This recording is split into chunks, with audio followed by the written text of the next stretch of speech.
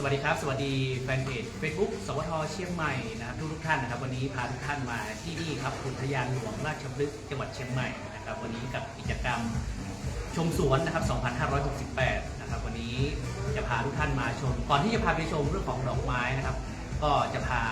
มารู้จักกับบุปผาราชินีนะครับที่นี่นะครับจะแสดงที่นี่นะครับของทางด้านสมเด็จพระพันปีหลวงนะครับเดี๋ยวจะมีพี่ทั้งสองท่านเดี๋ยวรบกวนขอแนะนำตัวนะครับแล้วก็จะได้ให้ความรู้กับท่านผู้ฟังนะครับท่านผู้ชมทุกท่านนะครับว่ามีอะไรบ้างในที่นี่นะครับเรื่องของบุปผาราชินีครับเช่น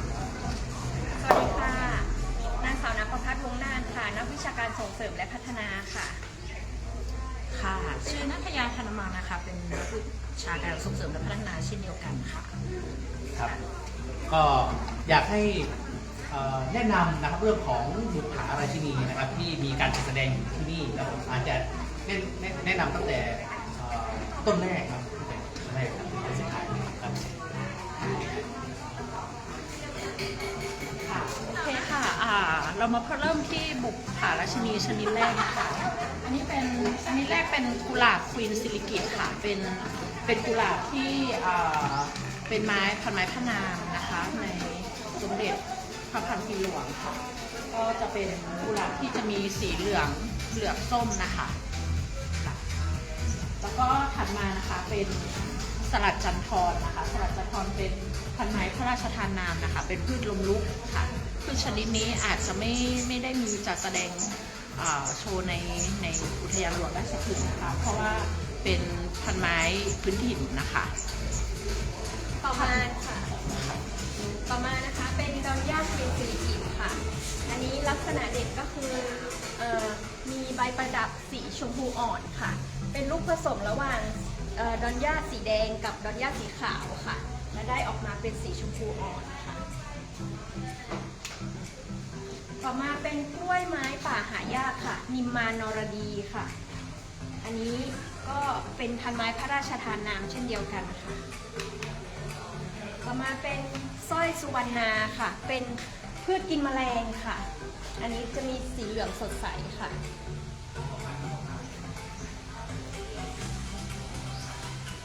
ด้านหลังสุดนะคะเป็นบัวควีนซิลิกิตค่ะอันนี้เป็นพันไม้พระนามในสมเด็จพระพันปีค่ะก็คือกลีบดอกจะมีสีม่วงฟ้าค่ะด้านหน้านะคะเป็นปีบค่ะปีบหรือกาสะลองนะคะเป็นพันไม้ทรงโปรดนะคะเป็นพันไม้ที่มีกลิ่นหอมนะคะดอกสีขาวค่ะแล้วก็ข้างๆกันนี้จะเป็นจันจักรพอเป็นพันไม้หอมเช่นเดียวกันค่ะเป็นพันไม้ทรงโปรดค่ะถัดมาค่ะเป็นคัทยาควีนซิลิกิตค่ะเป็นกล้วยไม้ชนิดหนึ่งนะคะที่จะมีดอกสีขาวนะคะแล้วก็ตรงกลางด้านในจะเป็นสีเหลืองสดนะคะอันนี้เป็นพันไม้พระนามค่ะต่อมาเป็นดุสิตานะคะเป็นไม้พระราชทานนามค่ะอันนี้จะเป็นดอกสีม่วงน้ำเงินนะคะหรือมีอีกชื่อหนึ่งว่าหญ้าข้าวก่ำน้อยค่ะด้านหลังนะคะเป็นกุหลาบมอนค่ะเป็นพันไม้ทรงโปรดค่ะเนื่องจากว่ามีกลิ่นหอมค่ะต่อไปเป็นทิพย์เกสรค่ะเป็นพืชกินแมลงเช่นเดียวกันนะคะอันนี้จะมีดอกสีม่วงแกมชมพูค่ะด้านในสุดนะคะเป็นบัวค่ะบัวสัตตบงกฎนะคะเป็นบัวหลวงชนิดหนึ่งค่ะซึ่งเป็นพันไม้ทรงโปรดบัวหลวงจะมีกลีบดอกซ้อนจำนวนมากค่ะถัดมานะคะเป็นมณีเทวาค่ะเป็นพันไม้พระราชทานนามนะคะเป็นพันไม้พื้นถิ่นนะคะอยู่แถบพื้นที่โล่งชุ่มน้ำนะคะมีน้ำขังค่ะแล้วก็ถัดมาก็จะเป็นพันไม้หอมนะคะสองชนิดนี้จะเป็นมหาพรหมราชินีและโมกราชินีนะคะเป็นพันไม้มหาพรหมราชินีจะเป็นพันไม้พระราชทานนามนะคะส่วนโมกราชินีก็เป็นพันไม้พระราชทานนามเช่นเดียวกันค่ะซึ่งภายในอุทยานหลวงราชพฤกษ์เรานะคะก็จะมีพันไม้หลายชนิดนะคะที่เราจัดนิทรรศการตรงนี้นะคะปลูกกระจายปลูกตามจุดต่างๆของสวนนะคะเช่นกุหลาบควีนซิลิกิตนะคะดอนย่าควีนซิลิกิตค่ะ กุหลาบพื้นซิลิกิตนี้เราสามารถไปชมได้ที่โรงกุหลาบค่ะแล้วก็จุดรวบรวมพันธุ์กุหลาบนะคะ แล้วก็ดอนย่าพื้นซิลิกิตนะคะ อยู่ใกล้ๆเราตรงนี้เลยค่ะจะเป็นสวนอังกฤษสวนแกนกลางนะคะ ก็จะมีทั้งดอนย่าสีแดง สีขาว สีส้มดอนย่าลูสแล้วก็ดอนย่าควีนซิลิกิตตัวนี้ได้เลยค่ะ แล้วก็ถัดมาก็จะเป็นบัวควีนซิลิกิตนะคะปีบก็มีบริเวณสองข้างทางที่นำชมท่องเที่ยวภายในสวนนะคะก็จะมีให้ชมเช่นเดียวกันค่ะแล้วก็แคทริยาควีนซิลิกิตก็จะมีจัดแสดงที่นี่เลยค่ะที่เราอยู่ตรงนี้เลยคือสวนกล้วยไม้ใช่ค่ะถัดมาก็จะเป็นกุหลาบมอนแล้วก็สัตว์มงกฎนะคะกุหลาบมอนก็จะจุดแสดงก็จะเป็นโดมกุหลาบเช่นเดียวกันค่ะแล้วก็ส่วนสัตว์มงกฎก็จะเป็นสวนบัวค่ะ ตอนนี้ครบแล้วนะครับครบทุกถือว่าเป็นบุปผาราชินีนะครับที่จัดแสดงที่นี่อยากให้เชิญชวนครับท่านผู้ชมทุกฝั่งที่อาจจะดูอยู่ตอนนี้นะครับว่ากิจกรรมนี้มีถึงเมื่อไหร่แล้วก็มีค่าใช้จ่ายอย่างไรครับ ค่ะก็กิจกรรมงานชมสวนของเรานะคะมีตั้งแต่วันที่ 11 พฤศจิกายนจนถึง 28 กุมภาพันธ์ 2569 ค่ะก็คือเปิดตั้งแต่ 8 โมงเช้าจนถึง 6 โมงเย็นค่ะก็หลังจากมีงานชมสวนแล้ว เราก็ยังเปิดทุกวันตลอด 365 วันค่ะซึ่งภายในงานชมสวนเรานอกจากเรามีสวนสวยหลาย ๆ จุดให้เยี่ยมชมแล้วนะคะเราก็จะมีกิจกรรมหมุนเวียนกันบ้างหมุนเวียนไปแต่ละเดือนนะคะคือว่าแต่ละเดือนมีไฮไลท์ใช่ค่ะอย่างเช่นเดือนธันวาก็จะมีเมื่อกี้บอกว่ามีน้องปูใช่ไหมคะเดือนมกราก็จะมีกิจกรรมอีกกิจกรรมหนึ่งเดือนกุมภาก็จะเป็นกิจกรรมแนวความน้ำวนเวียนกันไปเรื่อยๆก็จะมีไฮไลท์ของแต่ละเดือนใช่ค่ะก็สามารถติดตามผ่านหน้าเพจได้ครับก็ติดตามผ่านเพจของอุทยานหลวงราชพฤกษ์ได้เลยค่ะครับโอเควันนี้ได้รู้เยอะเลยนะครับสำหรับบุปผาราชินีนะครับเดี๋ยวจะพาทุกท่านนะครับไปดูในสวนนะครับว่าวันนี้เขาไปเปิดสวนนะครับมีกิจกรรมเปิดสวนแรกนะครับเดี๋ยวจะให้น้องๆพาไปเลยครับ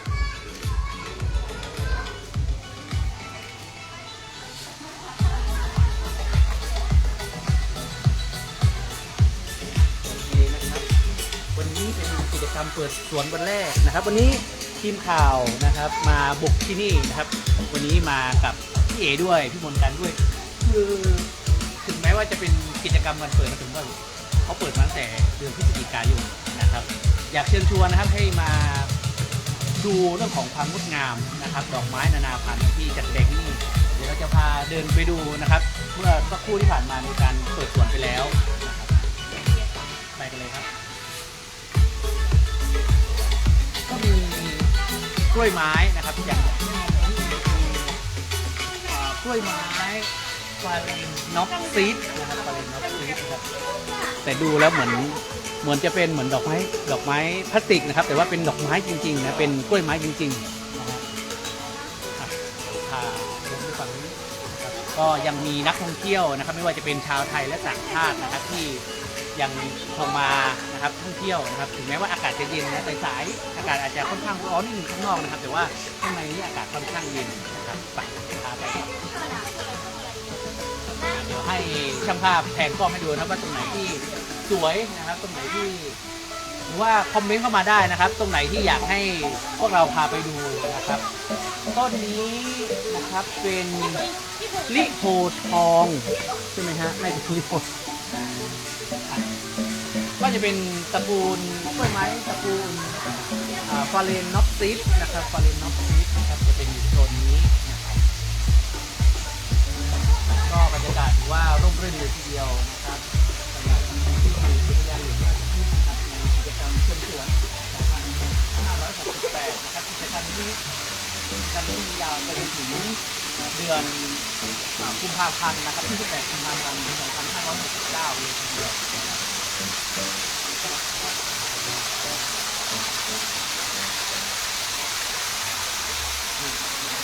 ก็เป็นน่าจะเป็นกล้วยไม้นะครับกล้วยไม้สายพันธุ์ต่างๆนะครับที่อยู่จะแสดงอยู่ที่นี่นะครับ ก็พามาแล้วนะครับเมื่อช่วงเช้าที่จัดรายการบอกว่าจะพาท่านผู้ชมท่านผู้ฟังนะฮะเอามาติดตามเรื่องของบรรยากาศนะครับนี่ก็เป็นกล้วยไม้ตระกูลแวนด้าครับตระกูลแวนด้านะครับเป็นตระกูลแวนด้าอาจจะเคยเห็นอยู่เป็นประจำนะครับจากหลายๆที่นะครับนอกจากที่งานช้อปปิ้งเชียงใหม่แล้วก็จะมีที่นี่นะครับในการจัดแสดงนะครับรวมถึง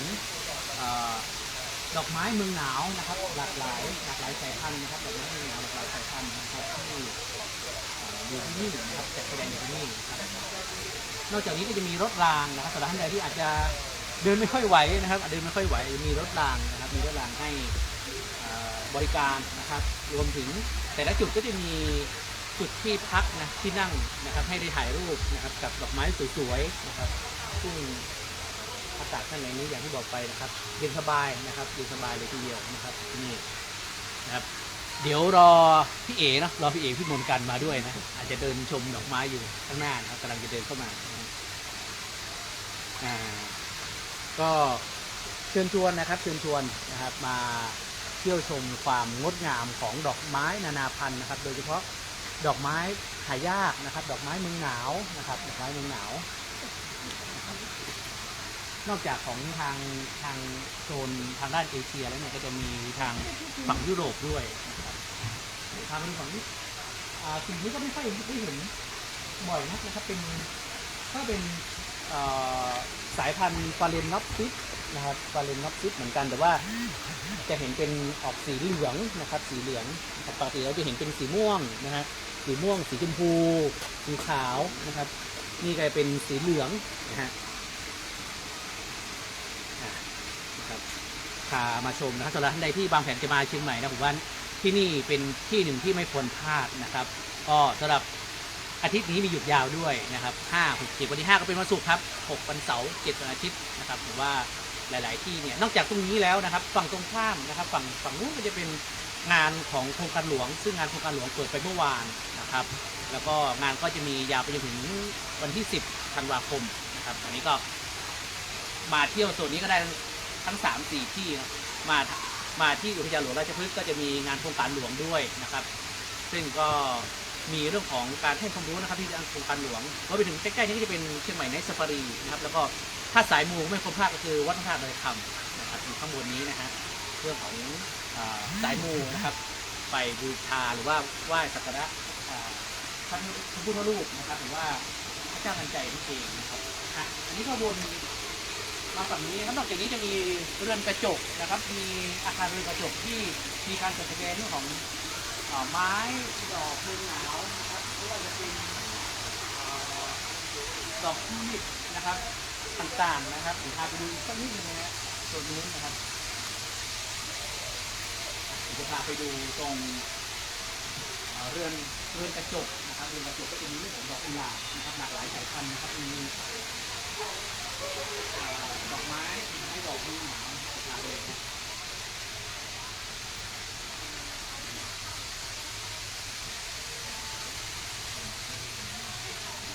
ก็ยังถือว่ายังมีนักท่องเที่ยวนะครับให้ความสนใจที่มางานนอกจากนักท่องเที่ยวชาวไทยแล้วอยากให้ตะก้อมาซูมตรงนี้นะครับนี่เป็นกล้วยไม้นะครับพระราชทานนามนะครับพระราชทานนามนะครับใหม่ครับเป็นกล้วยไม้แคทธริยาควีนสิริกิติ์นะครับเป็นดอกไม้พระราชทานนามนะครับเดี๋ยวก่อนจบนะเดี๋ยวเราจะพาไปที่เรือนกระจกนะครับไปดูเรือนกระจกไปดูแบบว่าในเรือนกระจกเนี่ยมีดอกอะไรบ้างผมที่เห็นชัดๆเนี่ยเป็นเด่นๆเลยก็จะเป็นเรื่องของดอกกุหลาบนะครับมีดอกกุหลาบแล้วก็มีดอกไม้ดอกหนาวนะครับไปดูดอกไม้ที่เราอันนี้ยังไม่เคยเห็นนะผมเห็นมีทางจะบอกว่าเป็นดอกดาวเรืองก็ไม่เชิงไปดูตอนแรก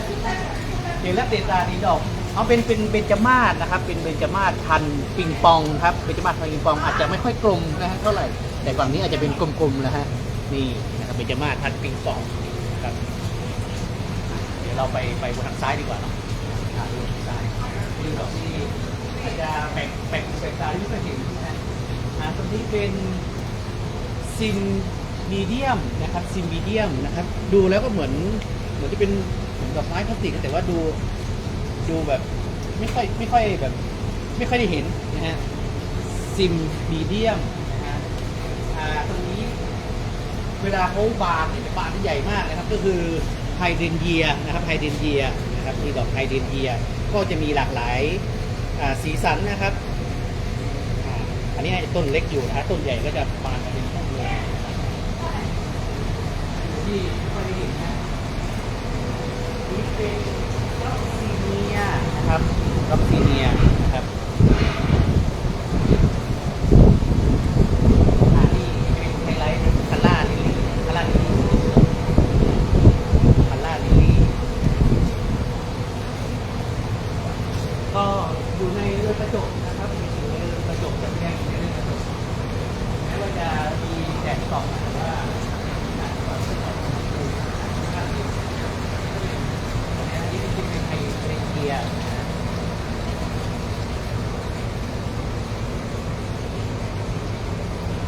นอกจากนี้ในอย่างไรจะมีร้านกาแฟนะครับในที่ของกาแฟในบริการสองร้านอันนี้เป็นดอกเจอเรเนียมครับดอกเจอเรเนียมอาจจะเป็นพันไม้ดอกไม้ที่อาจจะเป็นการที่เป็นไม้เมืองหนาวนะครับที่เราแสดงตรงนี้โฮมญี่ปุ่นครับชื่อเขานะฮะโฮมญี่ปุ่นนะครับดูลักษณะก็จะคล้ายๆโคมไฟนะครับคล้ายๆโคมไฟนะครับชื่อว่าโคมญี่ปุ่นก็จะมีดอกกุหลาบนะครับดอกกุหลาบหลากหลายสายพันธุ์นะครับหลากหลายสายพันธุ์ที่อย่างปีที่ผ่านมาเนี่ยมีการจัดแสดงของดอกกุหลาบมากกว่า200สายพันธุ์ที่นี่ปีนี้มาลุ้นกันนะครับน่าจะเบ่งบานกันในช่วงเดือนกุมภาพันธ์นะครับเดือนแห่งความรักนะครับก็จะมีการจัดแสดงนะครับดอกกุหลาบนะครับดอกกุหลาบชื่อแปลกๆให้ท่านผู้ชมดูอันนี้เป็นเหมือนไม้เลื้อยนะครับเป็นไม้เลื้อยเป็นนี่เป็นดอกกุหลาบเหมือนกันนะฮะเป็นดอกกุหลาบเหมือนกันนะครับดอกกุหลาบลาวิลล่าคอตต้านะฮะเป็นดอกกุหลาบที่คล้ายๆเป็นไม้เลื้อยฮะเป็นไม้เลื้อยนะครับสวยงามเลยทีเดียวนะครับจริงเรื่องนี้ต้องถ้าเดินไปต้องนั่งรถรางไปอันนี้เป็นบีโกเนียนะครับบีโกเนียแต่ยังไม่เห็นดอกนะครับตัวนี้นะฮะนี่ฮะตัวนี้นะครับบีโกเนียนะครับชื่อเขานะฮะบีโกเนียนะครับไม่เคยเห็นนะที่เป็นแล้วก็นี่คนญี่ปุ่นเมื่อสักครู่นะครับเดี๋ยวเขามีทำโชว์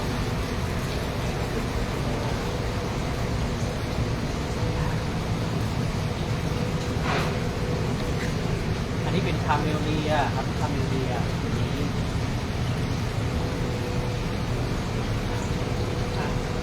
ก็